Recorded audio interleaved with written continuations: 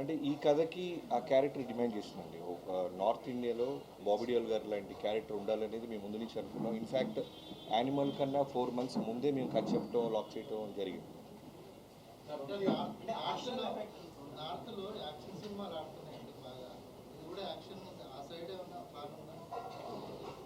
Telugu release తర్వాత first Telugu release చేసిన దాని తర్వాత ప్లాన్ చేద్దాం మనం 1 week తర్వాత.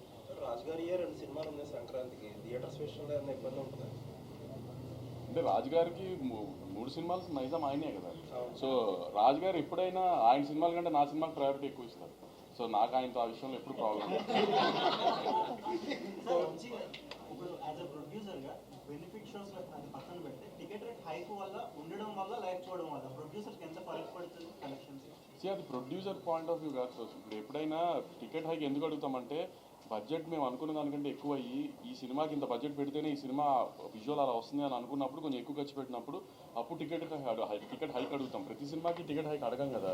సో ఏ సినిమాకి ఆ టికెట్ హైక్ అవసరమో అనుకుంటామో ఆ సినిమాకి డెఫినెట్గా అడుగుతాం.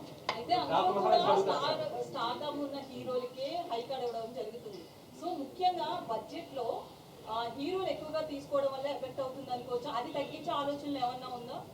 అది మీరు హీరోలను అడగాలి మేడం. నన్ను అడిగితే నేను ఏం చెప్తాను చెప్పండి. నేను ప్రొడ్యూసర్గా హీరోలు అడిగింది ఇవ్వడం మా బాధ్యత అండి. ఎందుకంటే పోస్టర్ మీద ఉండేది ఆయన. ఇప్పుడు బాలకృష్ణ గారి సినిమా అంటున్నారు, తర్వాత బాబీ సినిమా, తర్వాత సితార సినిమా అంటారు కదా. బాలకృష్ణ గారి సినిమా అన్నప్పుడు హీరో సినిమా కదా. ఫస్ట్ ఆయన హ్యాపీ చేసిన తర్వాతే కదా ఏదైనా, హీరో తర్వాతే కదా ఏదైనా. హీరో మూలనే టికెట్ దిగేది.